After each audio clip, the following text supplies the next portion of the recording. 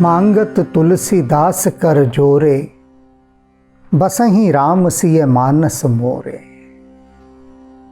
रामकृष्ण परमहंस देव एक बात कहा करते थे, अक्सर कहा करते थे। भक्तजन उनके पास आते थे तो वे उनसे कहते थे कि सुनो, संसारी लोग धन नहीं मिला यह सोच सोच कर रो रो कर घड़ों आंसू बहाते हैं, दिन रात रोते हैं कि हाय धन नहीं मिला। लेकिन परमात्मा नहीं मिला यह सोच सोच कर भला कौन अश्रु बहाता है? कोई नहीं। और जो यह सोचकर अश्रु बहाता है कि परमात्मा नहीं मिला, यही चिंतन उसके हृदय में रहता है कि मेरा जीवन निष्फल जा रहा है और परमात्मा नहीं मिला, उस परमात्मा की स्मृति में जो आंसू बहाता है वही राम की ओर बढ़ता है, अन्य नहीं। लेकिन राम की ओर बढ़ने के लिए एक तड़प चाहिए, ललक चाहिए, एक जज्बा चाहिए, एक गहरा आकर्षण चाहिए। पर वह हो कैसा? सवाल तो यह है। कैसे नहीं हो, कैसा हो? समझिएगा अंतर। वह किस तरह का हो, और जिस तरह का हो उस तरह की बात आज तुलसीदास जी बता रहे हैं कि अगर राम के प्रति जो मेरा प्रेम है वो संसार के इन लोगों जैसा हो जाए तो मेरी बात तत्काल बन जाए। फिर बात बनने में देर नहीं रह जाते। राम जी से ही वे पूछ रहे हैं कि राम जी, आपके प्रति मेरा प्रेम ऐसा कब होगा? राम कब हूँ प्रिय लागी हूँ। हे राम जी, आप मुझे कब ऐसे प्रिय लगेंगे? अभी मैं चाहता हूँ आपको, कोई दो राय नहीं, लेकिन जिस चाहने के ढंग से चाहना चाहिए ना, वैसे नहीं चाहता मैं आपको, वैसे नहीं चाहता। तो आप मुझे कब ऐसे प्रिय लगेंगे? पूछ रहे हैं तुलसीदास जी राम जी से। अभी ऐसे प्रिय नहीं लगते, अभी काम चलाओ प्रिय लगते हैं, फॉर्मेलिटी के लिए, फैशनेबल, कि ठीक है हम राम को मानते हैं, बात खत्म हो गई, बस जय श्री राम कर दिया, बात समाप्त। तुलसीदास जी कह रहे हैं ऐसे नहीं। कैसे प्रिय लगने चाहिए? जैसे नीर मीन को। आप मुझे ऐसे प्रिय कब लगेंगे जैसे मछली को पानी प्रिय होता है। समझ गए होंगे आप। समझाने को इसमें कुछ भी नहीं है कि मछली को पानी कैसे प्रिय होता है। हमें भी पानी उतना प्रिय नहीं है जितना मछली को होता है। पानी से बाहर निकाल दो, कैसा तड़फड़ाती है, कैसा तड़फड़ाती है। तो क्या कभी ऐसा होता है हमारे साथ कि राम को भूले बैठे और तड़प रहे हैं? राम से बाहर खुद को ही निकाल दिया। सरोवर यदि अपनी ही मूर्खता में या अपनी ही चंचलता में उछल कूद करती हुई किनारे पर आ जाए, भूल चूक से पानी से अलग हो जाए, तो कैसे तड़फड़ाती है, तड़पती है। और थोड़ी देर और पानी का संग ना हो तो प्राण त्याग देती है। वही बात तुलसीदास जी कह रहे हैं कि हे राम, राम कब हूँ प्रिय लागी हूँ। कब आप मुझे ऐसे प्यारे लगेंगे जैसे मछली को पानी प्रिय होता है। अब संसारी लोगों का उदाहरण दे रहे हैं। सुख जीवन जो जीव को, जैसे जीव होता है मनुष्य, मनुष्य को सुखी जीवन बड़ा प्यारा होता है, हर जीव को। तो कह रहे हैं तुलसीदास जी कि हे राम जी, जैसे जीव को सुखी जीवन बहुत प्यारा होता है, आप मुझे ऐसे प्यारे कब लगेंगे? हर जीव चाहता है ना कि उसके पास वाहन हो, अच्छा भवन हो, अच्छे वस्त्र हो, समाज में प्रतिष्ठा हो, यश हो, सब कुछ हो उसके पास, नौकर चाकर, सारा ऐशो आराम। तो जैसी चाहना जीव की इन साधनों के प्रति होती है, इस सुविधा संपन्न जीवन के प्रति होती है, वैसी मेरी चाहना आपके लिए कब होगी। मणि जो फनी को हित, और जैसे मणिधारी सर्प होता है, मणि से उसकी जो एक तारतम्यता बंधी होती है, एक रूपता बनी होती है, वैसी मेरी आपके साथ कब बनेगी। अगर मणिधारी सर्प से कोई उसकी मणि छीन ले या खो जाए तो वो मणि के विरह में अपने प्राण त्याग देता है, तत्काल मुरझा जाता है और कुछ देर में अपने प्राण त्याग देता है, मणि के बिना नहीं रह पाता। तो ऐसे ही जो राम मणि है, जिससे मैं इतना दूर हूं और उसके बाद भी प्रसन्न हूं, इसका मतलब है कि मेरी आपसे वैसी प्रीति नहीं है जैसी सर्प की मणि से होती है, मीन की जल से होती है और जीव की सुख सुविधाओं और साधनों से होती है।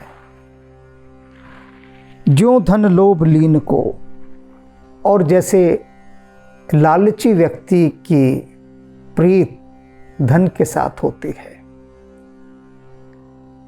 देखा है ना, जो धन का लालची होता है उसे केवल धन चाहिए, माध्यम से उसे कोई लेना देना नहीं, कि माध्यम चोरी का है, लूट का है, अत्याचार का है, उसे इनसे कोई अभिप्राय नहीं, उसे तो केवल धन से अभिप्राय है।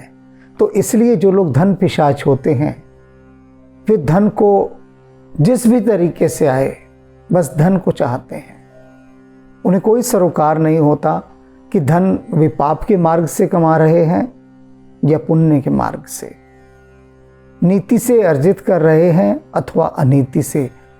इन बातों का उनके जीवन में कोई अर्थ नहीं होता। धन पिशाचों को सिर्फ धन चाहिए। तो तुलसीदास जी कह रहे हैं कि जैसे धन पिशाच धन में लीन रहता है, इस प्रकार मैं कब आप में लीन होऊंगा, आपके साथ मेरा ऐसा प्रेम होगा, कब मैं आपको इस तरह से प्रेम करूंगा जैसे ये सब लोग अपने अपने इच्छित पदार्थ के लिए प्रेम करते हैं। जो सुभाए प्रिय लागत नागरी नागर नवीन को, और कह रहे हैं तुलसीदास जी कि राम कबहू प्रिय लागी हूँ, कब आप मुझे ऐसे प्रिय लगेंगे जिस प्रकार से कि एक नवयुवक को नवयुवती प्रिय लगती है। प्राय ये देखने सुनने में आता है ना कि युवती के प्रेम में युवक ने अपने माता पिता सबको छोड़ दिया, या युवती ने युवक के प्रेम में अपनी सारी मर्यादाएं तोड़ दी। तो वह जो यौवन का प्रेम होता है युवक का युवती के प्रति और युवती का युवक के प्रति, वह कहीं कुछ और देखने ही नहीं देता। इसी को देख सुनकर सयानों ने कहा कि प्रेम अंधा होता है, उसे कुछ दिखता ही नहीं। तो तुलसीदास जी कह रहे हैं ये ऐसा युवक और युवती वाला अंधा प्रेम मेरा आपके साथ कब होगा कि जब मुझे कहीं कुछ भी दिखाई ना दे, केवल आप ही आप दिखाई दें। ऐसा प्रेम, ऐसी लौ आपके साथ मेरी कब लगेगी, कब आप मुझे ऐसे प्रिय लगेंगे।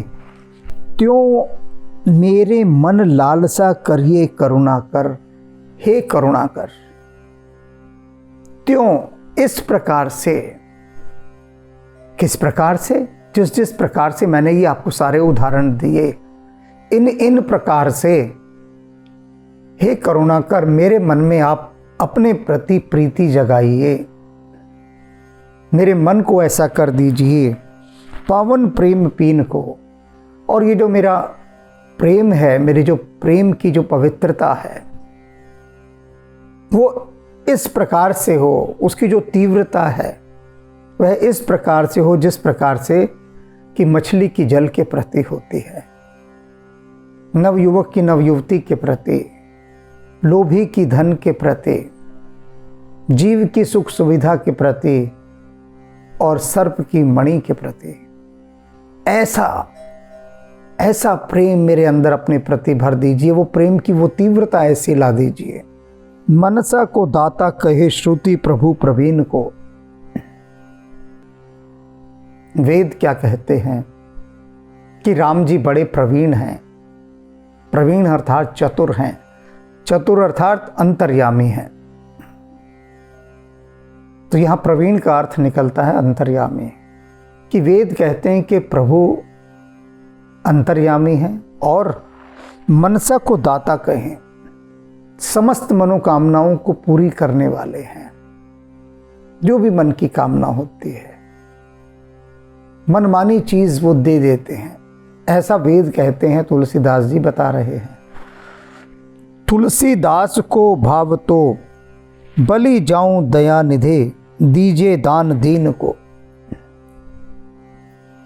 कह रहे हैं दया निधि, तुलसी को आपके दास को जो भाता है, जो भा रहा है, वह आप सब जानते हैं। तो दया करके आप उसे यह दे दीजिए, क्योंकि वेद कहते हैं आप किसी को भी निराश नहीं लौटाते। आप इतने चतुर हैं, प्रवीण हैं, अंतर्यामी हैं कि बिन मांगे ही सब कुछ जान लेते हैं कि इसे चाहिए क्या, सामने वाले को किस कारण से वह मेरे पास आया है, उसकी मनोकामना क्या है, उसकी प्रत्येक भीतर की अभीप्सा को आप जान लेते हैं। मेरी भी जान गए होंगे कि मुझे क्या चाहिए। मुझे केवल आपके प्रति ऐसी प्रीति चाहिए, और इस प्रीति में वही तीव्रता होनी चाहिए जो इनमें होती है। तथा कथित जो उदाहरण तुलसीदास जी ने दिए, मुझे ऐसी लालसा चाहिए आपके प्रति। आपके प्रति मुझे धुआं धुआं सिसकता हुआ प्रेम नहीं चाहिए। मेरा प्रेम आपके प्रति ऐसा हो जैसे भड़कती हुई आग, भभकती हुई आग, ऐसा प्रेम चाहिए, तीव्रता वाला प्रेम।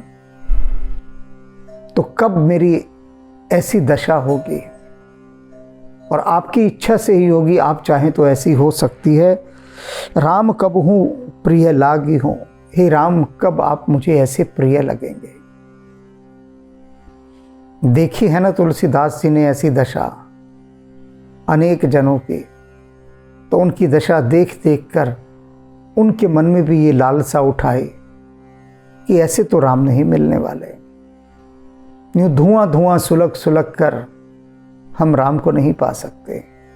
उसके लिए तो हमें पूरी तीव्रता के साथ जलना होगा, और विरह की इस अग्नि से बचने के लिए तुलसीदास जी प्रेम की वो तीव्रता चाहते हैं जिसे पाने के बाद फिर राम से कोई दूरी रह नहीं जाती। अब तुलसीदास जी को विनय पत्रिका के समापन तक आते आते वे रहस्य पता लगने लगे हैं जिनसे राम की ओर तीव्रता से बढ़ा जा सकता है, और राम जी का ध्यान भी अपनी ओर आकृष्ट किया जा सकता है। राम राम। रामदूत के चरणों का भक्त करो गुणगान, महाबली बजरंग बली का कर लीजो ध्यान। केशरी नंदन पवन पुत्र शिव के अंश महान, जे सुमिरे कपिराज को मिटता हर अज्ञान।